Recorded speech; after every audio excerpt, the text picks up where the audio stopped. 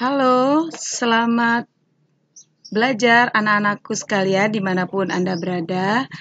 Baiklah, dalam pembelajaran daring kita hari ini, kita akan mempelajari tentang teks editorial. Teks editorial yang akan kita pelajari pada pertemuan hari ini mengenai KD 3.5, yaitu mengidentifikasi informasi yang berupa pendapat, alternatif solusi, dan simpulan terhadap suatu isu dalam teks editorial. Adapun kompetensi dasar keterampilan yaitu 4.5 adalah menyeleksi ragam informasi sebagai bahan teks editorial.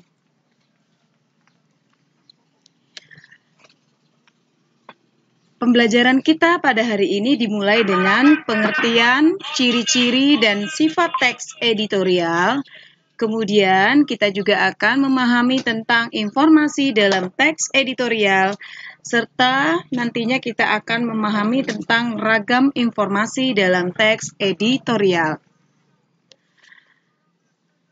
Pengertian, ciri-ciri, dan sifat teks editorial. Yang mana di sini nanti kita akan membahas tentang pengertian teks editorial, ciri-ciri dari teks editorial, serta sifat teks editorial. Editorial disebut juga tajuk rencana. Editorial atau tajuk rencana adalah opini yang berisi pendapat dan sikap resmi suatu media sebagai instansi penerbitan terhadap persoalan aktual, fenomenal, atau kontroversial yang berkembang dalam masyarakat. Penulisan editorial atau tajuk rencana dimaksudkan untuk membujuk opini publik, mempromosikan pemikiran kritis, dan kadang-kadang menyebabkan orang-orang bertindak atas suatu isu. Pada intinya, editorial merupakan berita dogmatis. Sifat dari teks editorial yaitu tajuk rencana sebagai berikut.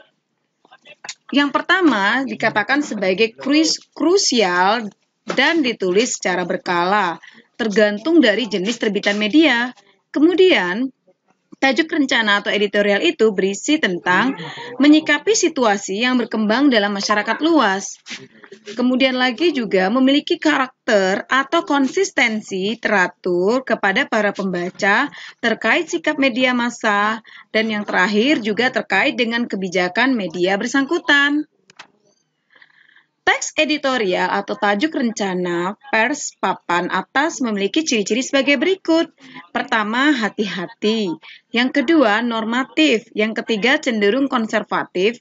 Keempat, menghindari pendekatan kritis yang tajam. Kelima, pertimbangan aspek politis lebih besar daripada aspek sosiologis. Sedangkan teks editorial atau tajuk rencana pers papan menengah ke bawah atau kata lainnya disebut dengan middle low media memiliki ciri-ciri sebagai berikut. Pertama, lebih berani. Yang kedua, atraktif. Ketiga, progresif. Keempat, memilih pendekatan kritis bersifat tajam dan tembak langsung. Serta yang terakhir yaitu lebih memilih pendekatan sosiologis daripada pendekatan politis. Informasi dalam teks editorial, yang mana informasi ini terdiri dari 3 jenis, yaitu interpretatif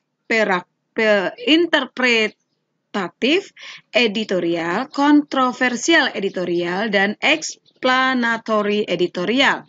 Yang mana pertama itu menjelaskan atau menginterpretasikan, yang kedua kritis, yang ketiga persuasi atau membujuk, yang terakhir yaitu pujian. Fakta adalah perihal keadaan atau peristiwa yang merupakan kenyataan dan sesuatu yang benar-benar terjadi. Fakta yang disajikan dalam teks editorial berupa peristiwa dan data terkait dengan peristiwa yang dibahas.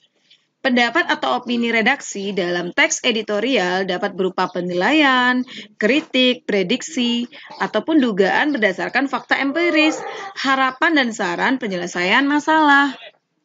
Ragam informasi dalam teks editorial itu terdiri dari isu aktual dalam media informasi, pendapat dan argumen dalam teks editorial, serta saran terhadap isu faktual. Untuk isu aktual dalam media informasi, yaitu penulis teks editorial akan memulai menulis dengan cara mendata peristiwa-peristiwa yang berkembang dalam masyarakat. Peristiwa-peristiwa yang terjadi dalam masyarakat tersebut lalu diklasifikasikan dalam beberapa kelompok berdasarkan aktualitasnya, keluar biasaannya atau fenomenal, dan keterbantahannya atau disebut dengan kontroversial. Pendapat dan argumen dalam teks editorial itu ada beberapa unsur yang harus diperhatikan saat menyampaikan argumen.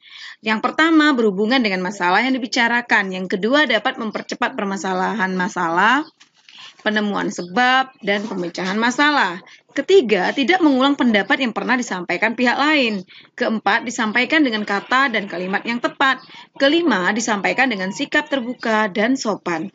Saran terhadap isu faktual, yaitu unsur-unsur yang harus diperhatikan saat menyampaikan saran dan dalam teks editorial, yaitu sebagai berikut. Yang pertama, menghindari emosi dan prasangka negatif. Yang kedua, mengungkapkan saran dengan objektif, logis, dan jujur. Ketiga, menunjukkan data, fakta, ilustrasi, contoh, dan ataupun perbandingan. Keempat, menyampaikan saran dengan urut terperinci dan tidak berbelit-belit sehingga saran mudah dipahami. Kelima, menghindari saran yang menyinggung urusan pribadi.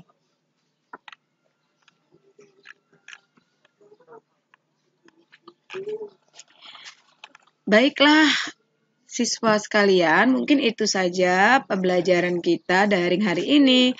Mudah-mudahan kalian semua dapat memahaminya dengan baik.